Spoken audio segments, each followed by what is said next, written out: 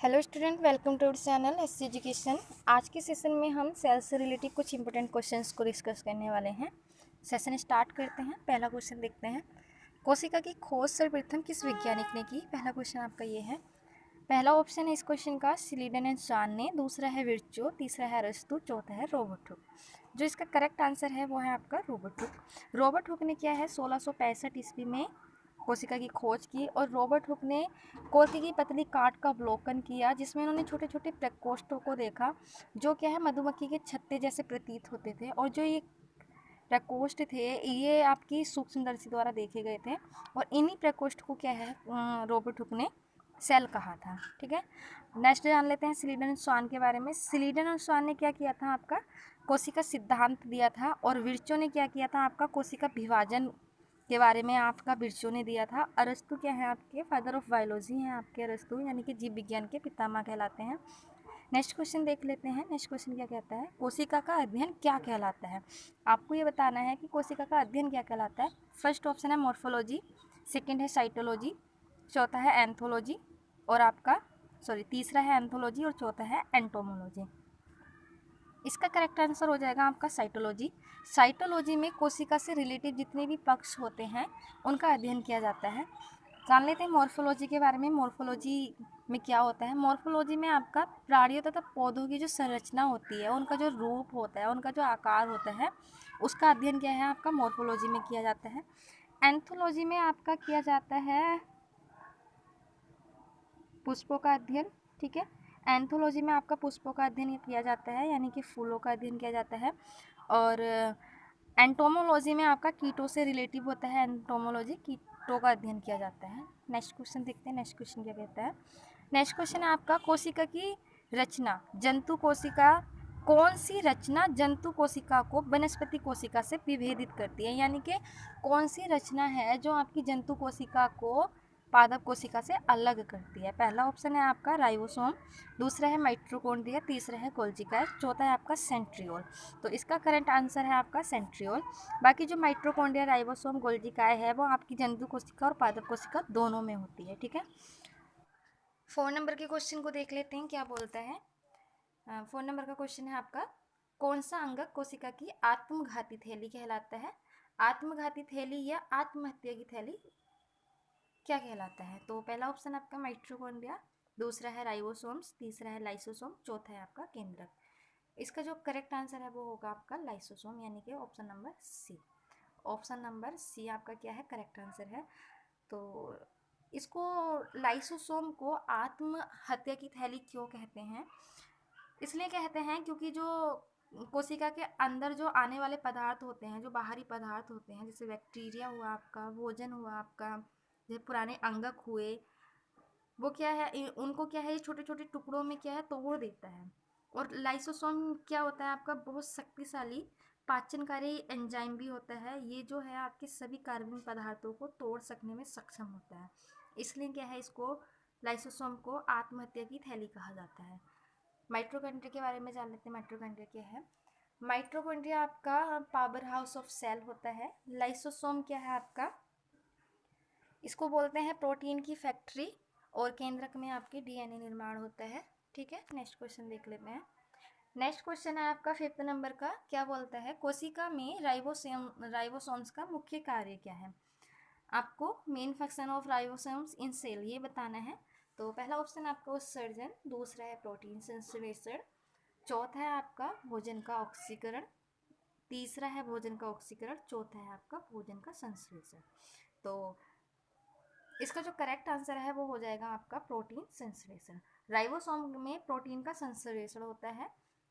Next question देख लेते हैं। नेक्स्ट क्वेश्चन क्या है, कोशिका का बिजली घर किसे कहते हैं, यानी कि पावर हाउस ऑफ सेल किसको कहा जाता है। पहला ऑप्शन आपका माइटोकॉन्ड्रिया, दूसरा है गोल्गी, तीसरा लाइसोसोम, चौथा है आपका राइबोसोम्स। तो जो इसका करेक्ट आंसर है वो है आपका माइटोकॉन्ड्रिया, ऑप्शन नंबर ए, और इसका जो था ऑप्शन नंबर बी था।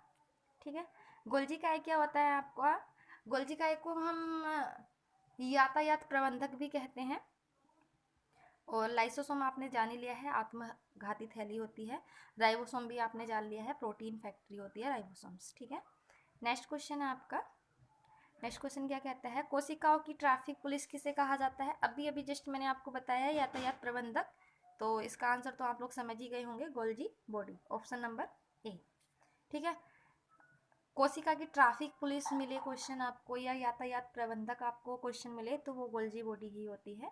ठीक, नेक्स्ट क्वेश्चन है, सबसे बड़ी कोशिका किसे कहते हैं? यानी कि इनमें से आपको सबसे बड़ी कोशिका बतानी है कौन सी है। पहला ऑप्शन माइकोप्लाज्मा, दूसरा है तंत्रिका कोशिका, तीसरा है शुतुरमुर्ग का अंडा, चौथा है पीसी कोशिका। तो इसका जो करेक्ट आंसर है वो आपका शुतुरमुर्ग का अंडा, ऑप्शन नंबर सी। ठीक है, माइकोप्लाज्मा कोशिका की सबसे छोटी कोशिका होती है और तंत्रिका सबसे लंबी कोशिका होती है। पेशी कोशिका आपकी अलग होती है जो संवहन का वर्क करती है। ठीक है, नेक्स्ट क्वेश्चन देख लेते हैं। नेक्स्ट क्वेश्चन क्या है? नेक्स्ट क्वेश्चन कहता है आपका, कोशिका का कोशिकांग केवल कौन सा कोशिकांग केवल पादप कोशिका में पाया जाता है? इनमें से आपको ये बताना है कि कौन सा कोशिकांग है जो ओनली पादप कोशिका में होता है और आपका जंतु कोशिका में नहीं होता। तो इसका जो करेक्ट आंसर हो जाएगा वो हो जाएगा आपका कोशिका भित्ति। कोशिका भित्ति आपकी जंतु कोशिका में नहीं होती, ओनली पादप कोशिका में होती है। ठीक है, बाकी आपकी प्लाज्मा झिल्ली, केंद्रक और आपका राइबोसोम, ये आपके जंतु कोशिका में भी होती है। प्लाज्मा झिल्ली को हम कोशिका झिल्ली भी कहते हैं। ठीक है, और केंद्रक राइबोसोम तो आप जानते ही हैं। कोशिका द्रव्य में कितना प्रतिशत जल पाया जाता है? आपको ये बताना है कि जो हमारा कोशिका द्रव्य है उसमें कितना परसेंट आपका वाटर होता है। पहला ऑप्शन 20 से 30%, दूसरा है 80 से 90%, तीसरा है 50 से 60, चौथा है 1 से 25%। तो जो इसका करेक्ट आंसर है वो हुआ है ऑप्शन नंबर बी, 80 से 90%, और इसका क्या था? ऑप्शन नंबर ए था। ठीक है, नेक्स्ट क्वेश्चन देख लेते हैं। नेक्स्ट क्या कहता है? नेक्स्ट है आपका, जीवन की संरचनात्मक व क्रियात्मक इकाई किसे कहा जाता है? आपको बताना है कि जो जीवन की संरचनात्मक और क्रियात्मक इकाई होती है वो क्या कहलाती है, ये आपको बताना है। ऑप्शन इसमें दे रखे हैं आपके। पहला ऑप्शन है आपका ऊतक, दूसरा कोशिकांग, तीसरा कोशिका, चौथा है जाइलम व फ्लोएम। तो जो इसका करेक्ट आंसर है वो हो जाएगा आपका कोशिका। कोशिका ही होती है जो आपके जीवों की सबसे छोटी इकाई होती है और संरचनात्मक और क्रियात्मक इकाई होती है। ठीक है, नेक्स्ट क्वेश्चन देख लेते हैं। नेक्स्ट क्या कहते हैं? कोशिका द्रव्य में कार्बोहाइड्रेट की कितनी मात्रा पाई जाती है? तो आपको बताना है कि जो हमारा कोशिका द्रव्य है उसमें कार्बोहाइड्रेट की मात्रा कितनी होती है। पहला ऑप्शन है आपका 1 से लेकर के 2%, दूसरा है 4 से 5%, तीसरा है आपका 1 से 25%, चौथा है आपका 80 से 90%। तो इसका जो करेक्ट आंसर है ऑप्शन नंबर सी। ठीक है, option number C is the correct answer 12वें नंबर क्वेश्चन का। ठीक है, और इसका भी आपका ऑप्शन नंबर सी ही था। ठीक है, क्वेश्चन नंबर 13 देख लेते हैं। क्या बोलता है आपका, कोशिका भित्ति किसकी बनी होती है? तो 13 में आपको बताना है जो हमारी सेल वॉल होती है वो किसकी बनी होती है, ये आपको बताना है। पहला ऑप्शन आपका लिपिड, दूसरा प्रोटीन, तीसरा विटामिन, चौथा है आपका सेल्यूलोज। तो इसका जो करेक्ट आंसर है वो है आपका ऑप्शन नंबर डी, यानी कि सेल्यूलोज की आपकी क्या है, कोशिका भित्ति बनी होती है। और बाकी विटामिन क्या होता है ये आपको पता ही है। लिपिड्स और प्रोटीन के बारे में हम नेक्स्ट क्वेश्चन में देखेंगे। नेक्स्ट क्वेश्चन है आपका, प्लाज्मा झिल्ली या कोशिका झिल्ली या फिर सेल मेम्ब्रेन किसकी बनी होती है? पहला ऑप्शन है जिसमें है आपका प्रोटीन, दूसरा है लिपिड, तीसरा आपका ए बी दोनों, या चौथा है आपका कार्बोहाइड्रेट। तो इसका जो करेक्ट आंसर है ऑप्शन नंबर सी है। जो आपकी प्लाज्मा झिल्ली होती है, कोशिका झिल्ली, सेल मेम्ब्रेन होती है, वो प्रोटीन और लिपिड दोनों की बनी होती है। ठीक है, नेक्स्ट क्वेश्चन देख लेते हैं। नेक्स्ट क्वेश्चन क्या कहता है? नेक्स्ट क्वेश्चन है आपका, कोशिका सिद्धांत किसने प्रतिपादित किया? मैंने स्टार्टिंग में ही आपको बताया था, ये ऑप्शन स्टार्टिंग में हमें मिला था कि कोशिका सिद्धांत किसने दिया है। तो इसका जो करेक्ट आंसर है ऑप्शन नंबर बी है, B is the correct answer. ठीक है, स्लीडन व स्वान ने क्या है आपका कोशिका सिद्धांत दिया। बाकी तीनों के बारे में हम डिस्कस कर चुके हैं फर्स्ट क्वेश्चन में ही। नेक्स्ट क्वेश्चन आपका 16 नंबर का, निम्नलिखित में से कौन सी पाचक थैली कहलाती है? यानी कि इन जो ऑप्शन दे रखे हैं इनमें से पाचन थैली कौन सी है, ये भी मैंने आपको बताया है। तो इसका पहला ऑप्शन है राइबोसोम, दूसरा है गोल्जी काय, तीसरा है लाइसोसोम, चौथा है माइटोकॉन्ड्रिया।